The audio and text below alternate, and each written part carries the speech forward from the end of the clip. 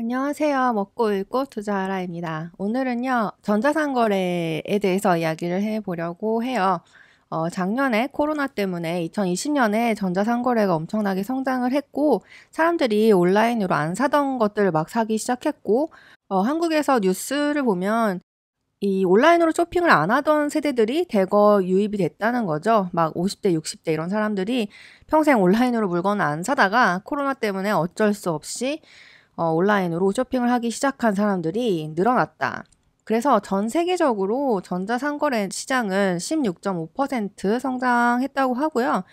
미국에서 전체 소매에서 전자상거래 비중은 2019년에 15.8%였는데 이게 이제 21.3%로 뛰어 올랐다고 하죠. 10년분의 성장이 3개월 만에 나왔다고 하고 있어요. 그래서 이 전자상거래의 성장 그래프를 보면 2019년까지는 완만하게 올라오다가 2019년에서 2020년은 정말 점프를 하는 그런 모양을 저희가 볼 수 있습니다. 중국의 경우에도 20% 정도 됐던 게 이제 한 25에서 30% 정도까지 올라왔고 한국의 경우도 30%를 넘어가게 됐죠. 이렇게 코로나를 계기로 더 많은 소비자들이 유입이 되었지만 경쟁도 심화되었죠. 그래서 어떤 기업이 더 빠르고 편리한 서비스를 제공할 수 있는가 이것이 관건이 되고 있는데요. 제가 오늘 소개할 트렌드는 총 6가지고요. 제가 참고한 것은 그 리테일의 미래라는 책이 있어요. 빨간 책이고 노스캐롤라이나 주립대학의 황지영 교수님께서 쓰신 책인데 2019년에 쓰여진 책이거든요. 진짜 좋은 책이긴 한데 2020년 코로나의 시대를 거치고 나서 그 책에서 소개된 내용 중에서 제가 특별히 더 유효하다고 생각하는 내용만 뽑아봤습니다. 그리고 쇼피파이도 2021년에 이커머스 리포트라는 걸 발간을 해서요.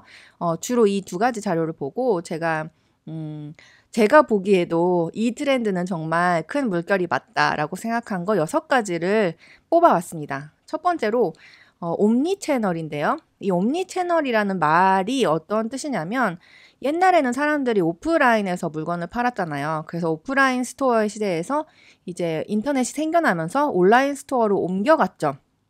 근데 이 옛날에는 누구나 이 오프라인에서 물건을 팔다가 온라인으로 가야 한다 이렇게 생각하기도 했지만 온라인에서 물건을 팔아보니까 소비자도 그렇고 판매자도 그렇고 오프라인과 온라인에는 각각 장단점이 있다는 걸 알게 돼요. 그러니까 예를 들어서 온라인의 경우에는 물건을 싸게 제공할 수 있지만 사람들이 직접 보고 살 수 없잖아요. 그래서 고객이 만족을 못하는 경우에 반품을 해줘야 되는데 이 비용이 굉장히 많이 들거든요. 그리고 오프라인의 경우에는 직접 보고 뭐 옷의 경우에는 직접 입어볼 수 있지만 매장까지 가는 게 너무 귀찮을 수 있거든요. 그래서 가격이 오프라인의 경우가 더 비싸기 때문에 그 오프라인 상점에 가서 입어보기만 하고 사는 거는 온라인으로 사는 사람들도 다수 생겨났었죠. 그런 거를 이제 쇼루밍이라고 하는데요. 그래서 많은 리테일러들이 이 두 가지의 장점을 합치려는 시도를 하게 되고 그런 걸 이제 옴니 채널이라고 해요. 한 가지 채널만 가지고 있는 것이 아니고 여러 가지의 채널을 경계선 없이 자연스럽게 소비자들이 장점만 누릴 수 있도록 결합한 그런 그 사고방식? 그거를 옴니 채널이라고 하거든요. 그래서 예를 들어서 온라인으로 뭘 샀는데 사이즈가 안 맞으면 요새는 그거를 이제 근처에 오프라인 매장에 가서 바꿔달라고 하면 바꿔주는 브랜드들도 꽤 있죠. 그리고 오프라인 매장에 가서 뭘 입어봤는데 디자인은 되게 마음에 드는데 색상이 마음에 딱 드는 게 없어. 근데 다른 매장에는 재고가 있대. 그러면은 점원이 그거를 온라인 구매 형식으로 집까지 바로 배송해주는 그런 서비스를 제공하기도 하고요. 그러니까 온라인에서 시작해서 오프라인으로 끝나고 오프라인에서 시작해서 온라인으로 끝나고 이런 식의 판매 형태가 굉장히 일반화되고 있다는 거고요. 이 옴니채널의 최강자로 알리바바가 있겠죠. 알리바바의 마윈이 주창한 신유통이라는 개념은 온라인 플랫폼, 오프라인 경험, 물류의 융합을 강조하는 것으로 제품의 생산, 유통, 판매 경험을 재구성하는 것인데요. 이 알리바바가 가지고 있는 신선식품 슈퍼마켓 체인인 허마셴성의 경우에는 신선 제품을 온라인으로 배달시키면 30분 이내에 도착한다고 하죠. 이게 너무 편리해서 허마셴성에 가까이, 그러니까 허세권에서 살고 싶어하는 사람들도 대거 생겨났다고 하고요. 그리고 허마셴성의 경우에 신선한 식재료를 이제 직접 고르면 그거를 조리해서 로봇 레스토랑이라는 게 있다고 해요. 그러니까 로봇이 레스토랑까지 그걸 배달을 해주고 또 알리페이로 쉽게 결제를 할 수 있는 등 굉장히 매끄럽게 온라인과 오프라인을 넘나드는 경험을 설계를 해 두었습니다. 아마존도 홀푸즈를 인수해서 이제 온라인 상점뿐만이 아니고 오프라인과도 연계를 잘 시켜 나가려는 그런 시도를 하고 있죠. 오프라인 상점인 아마존 고라는 것도 생겼고요. 이것도 다 옴니채널의 확대 전략의 일환이라고 생각하시면 될 것 같습니다. 그리고 두 번째로 다양한 결제 수단이 떠오르고 있는데요. 먼저 모바일 결제 시장에 대해서 이야기를 해보면 중국의 경우에 2014년에 1000조 원 규모였던 게 2020년에 40배 커졌어요. 엄청나게 성장을 했는데 대부분이 이제 알리페이나 QQ페이, 위챗페이를 합친 텐페이죠. 제가 위챗페이를 얼마 전에 헤이티를 사 먹으려고 사용을 해봤잖아요. 처음에는 조금 그 신용카드도 등록하고 번거로울 수 있지만 그거를 이제 한번 쓰기 시작하니까 되게 편하더라고요. 위챗 안에서 쇼핑을 하고 그 자리에서 바로 위챗페이로 지불을 해버리는 그 뭐랄까 끊기지 않는 경험이 굉장히 편리하고 한번 쓰기 시작하니까 계속 쓰게 되더라고요. 또 이렇게 중국뿐만이 아니고 유럽, 미국에서도 페이팔, 아마존, 뭐 애플페이, 구글페이 같은 게 있죠. 이런 플레이어들이 시장을 개척하는 중이고요. 이제 코로나의 시대를 지나오면서 우리가 안면 인식 결제 같은 것도 굉장히 많이 늘어난 것 같아요. 요새 홍콩에서 버스를 타면 원래는 그 옥토퍼스라고 홍콩에서 제일 많이 쓰는 비접촉식, 그러니까 띡 갖다 내면은 삑 하고 찍히는 그런 방식 있죠. 그런 카드만 썼는데 요새 버스들은 그 알리페이 단말기도 옆에 달아두었더라고요. 근데 신기한 게 뭐냐면 거기에 카메라가 달려 있어요. 그래서 아마 이 안면인식 결제를 도입하려나 보다라는 생각을 했거든요. 이 안면인식 결제는 중국에서 굉장히 발전을 했는데 이거는 솔직히 뭐랄까 개인정보에 대한 인식이나 규제가 모두 느슨했기 때문에 중국에서 가능했던 일이라고 생각을 합니다.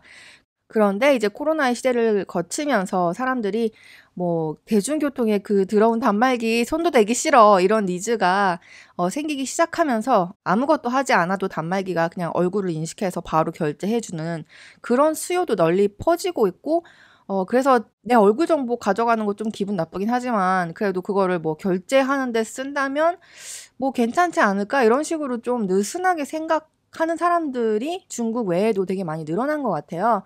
그래서 한국에서도 찾아보니까 신한카드가 이제 AI 얼굴 인식 결제 솔루션인 페이스페이라는 걸 상용화했다고 하고 티머니도 대중교통 서비스에 안면 인식 결제를 도입해서 지하철에서 이제 아무것도 만지지 않아도 결제가 자동적으로 가능하도록 하는 시범 서비스를 도입했다고 들었습니다. 그리고 정맥 인식 결제라는 것도 있는데요.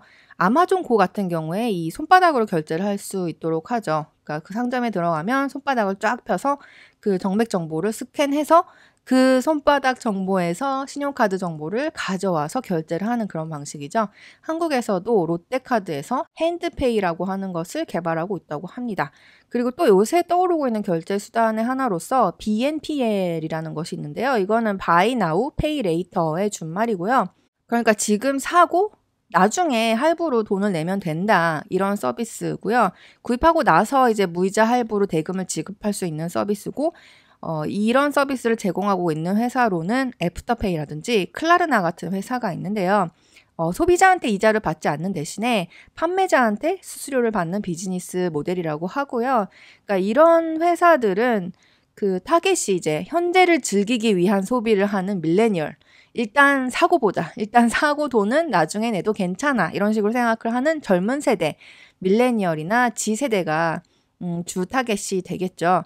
이 애프터페이라는 회사는 호주의 회사이고요. 이 호주랑 뉴질랜드 중심으로 이런 대금 결제 방식이 굉장히 유행을 했는데 이제는 뭐 유럽이나 미국의 쇼핑몰에서도 흔하게 볼 수 있는 그런 결제 방식인 것 같아요. 그리고 세 번째로는 AR과 VR이 부상하고 있다는 점이 있습니다. 온라인 리테일에서 가장 골치 아픈 문제고 풀어야 할 숙제로는 반품이 있어요. 왜냐하면 온라인으로 샀는데 이거 받아보니까 마음에 안 들어 이런 사람들이 꽤 많거든요. 그래서 반품되는 상품의 비용이 점점 증가해서 미국의 경우에 3,400 80억 달러라는 비용이 들어가고 있습니다. 그래서 구입을 하기 전에 이 상품이 내 몸에 맞는지, 내 피부 색깔에 맞는지, 또 가구의 경우에 이걸 집에 놓았을 때 어떻게 보일지 이런 것들을 미리 살펴볼 수 있다면 반품을 크게 줄일 수 있을 거예요. 그래서 AR, VR을 리테일에 도입하려는 시도가 지금 많이 이루어지고 있죠.